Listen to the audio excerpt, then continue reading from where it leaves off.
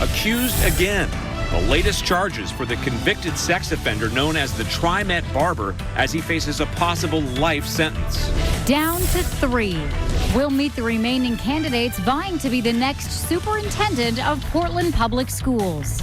But first, a close call for local kids. This was like a first-time experience going through it. How students and neighbors are reacting after gunshots sent a high school into lockdown. That's first on Fox. Good evening, and thanks for joining us on the 10 o'clock news. I'm Pete Ferryman. And I'm Nora Hart. First on Fox tonight, a scary situation for the Roosevelt High School community when shots were fired near campus. It prompted the school to go into a brief lockdown. Fox 12's Soyoung spoke with students, parents, and community members. She joins us live in North Portland with the story. Soyoung? Pete, Nora, investigators found shell casings near the baseball field here on North Central Street. And based on that discovery, they asked students and staff to stay inside the building while they investigated. This was like a first-time experience going through it. Tuesday afternoon, Roosevelt High School in North Portland went into lockdown after gunshots rang out nearby. Students say the scariest part was initially not knowing what was going on. What happens to the students that get hurt? Like, are they like injured and like have to get taken to the hospital? Are people okay? The Portland Police Bureau says officers responded to reports of a shooting around noon. Officers determined shots were fired just outside Roosevelt High School near the baseball field on North Central Street. Portland police say officers found a couple of shell casings and 2 damaged cars.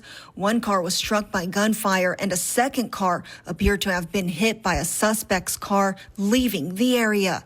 People who live nearby say it's surprising it happened in their neighborhood. But it is scary. You know, I have a young one, and we want to make sure that she's safe. We go by this every single day. Kind of disappointing that this can happen so close to home. Portland Public Schools sent a letter to Roosevelt families saying staff reported hearing shots fired near campus, and the school was locked down out of an abundance of caution. Police then advised the school move to a secure perimeter status, allowing classes to resume with exterior doors and windows locked. Parents tell us an incident like this one makes them concerned about resources and security on campus. I feel like they need to prioritize where they're doing the budget cuts, because honestly, the more people we have in these buildings, there can be better outcomes for this kind of situation.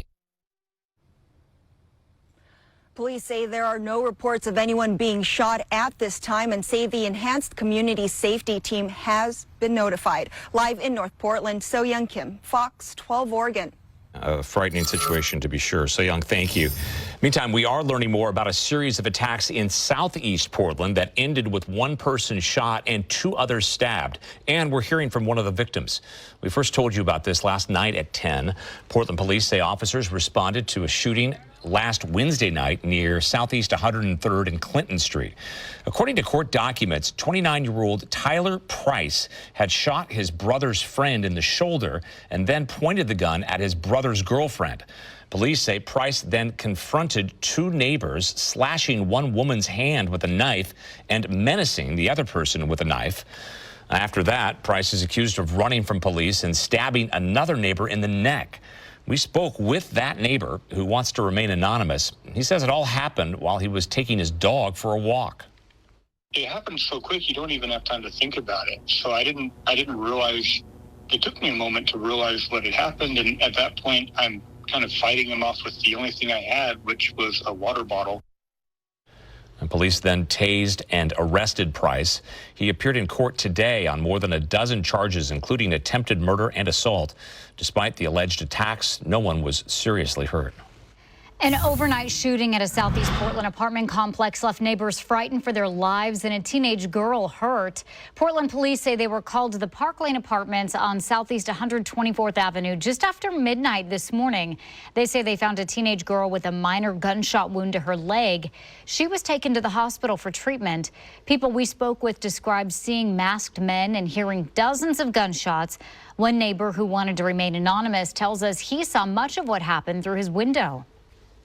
5 guys were shooting in over there, as well as they had masks on. And by the time I got to look at one of them, they were all wearing black. They started running from the other side of the entrance of the apartment. By the time the cops get here, we're not 100% sure what was going on. No other injuries were reported. Portland police tell us the enhanced community safety team is now investigating. As of this afternoon, no suspects had been arrested. The Portland man, sometimes referred to as the TriMet barber, is now standing trial, and if convicted, he could go to prison for life. Jared Walter is charged with more than 30 counts of invasion of privacy after allegedly taking videos of women in public restrooms throughout the city. We're going to hear the opening statements of the parties. Opening statements began today in Multnomah County Court. Walter is a convicted sex offender with a long criminal history of harassing and attacking women on public transit and even throwing his bodily fluids on them. Last summer, he was indicted on 32 counts of first-degree invasion of personal privacy. In court, prosecutors showed a long list of businesses where Walter is accused of filming women, along with videos allegedly showing him going in and out of public restrooms. You're going to hear and see with these videos that he will stand on the toilet and record over these women like this. I'm going to ask that you find Mr. Walter not guilty because the facts are not going to match the law here. Last fall, Multnomah County DA Mike Schmidt announced that the state would be seeking a life sentence for Walter. Schmidt says it's because Walter has already been sentenced for at least 2 other felony sex crimes and is a danger to the public. The trial will continue tomorrow morning. Big changes are coming to Portland Public Schools. The district has chosen 3 finalists vying to become the next district superintendent. And today, parents got to meet the candidates. Fox 12's Julia Lopez joins us live from Northeast Portland. And Julia, you were there. How is the community getting involved? Well, here at Grant High School tonight, parents and advocates had the opportunity to ask their questions regarding things like navigating a historic budget shortfall and restoring trust in the district. Portland Public Schools is just a month away from choosing its next leader. The district has chosen 3 finalists from around the country. On Tuesday, they answered questions submitted by the community, many asking about state funding or a lack thereof. Ifan Idosinata is currently deputy superintendent at Salem Kaiser Public Schools, which is now facing $70 million in budget cuts. He called the state's model outdated. What I would do is get real intentional with what other states are doing to create adequate funding for our schools, ways that we can not only advocate, but ways that we could also create solutions. He says a priority amid cuts is minimizing classroom interruptions. Paul Cruz drew from his experience as former superintendent in Austin, Texas. He says he would start by collaborating with the school board. What's our platform? Where are the pressure points that we need additional funding?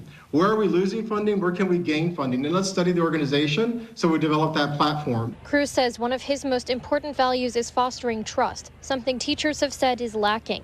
Candidate Kimberly Armstrong, deputy superintendent at Evergreen Public Schools in Vancouver, says she wants to work with educator groups and with students to advocate for state funding. I really want to center student voice. I want to show up and testify at state committee meetings and hearings or wherever else they'll have me with students centering the stories. A decrease in pandemic-era funding from the state contributes to an already historic year. In December, former Superintendent Guadalupe Guerrero stepped down after a district-wide teacher strike. Along with a $30 million budget gap, the community says it's more important now than ever to get involved. I thought they were solid candidates. I thought some stronger than others, but all had a passion and wanting to do more. And I liked the ones that were specifically talking about how to work together with the union, talking about addressing the budget shortfall. Really want to hear from the candidates about supports for around mental health for students and where they see the district going in that direction.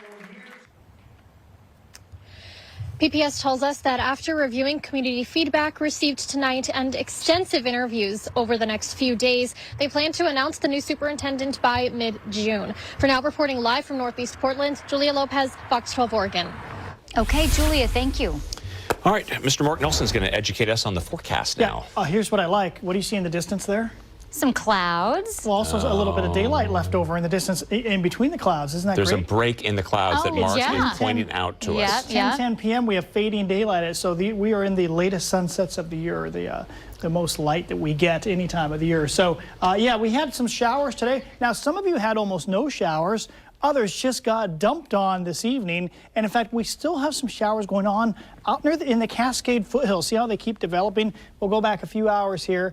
And you see light showers, and almost all of these are east of I-5 where the moisture is running into the Cascades. The air is lifting. Yeah, we lost our daytime heating from the sunshine, but still showers right around Camas and Washougal, kind of east side of Corbett there. Don't draw any more there. All right, so rain so far today. You can see some places got soaked, about 1/3 of an inch in Troutdale, but nothing in Aurora, nothing in Salem, about 1/10 of an inch in Hillsborough, only 700s here in Portland. So it was real scattered.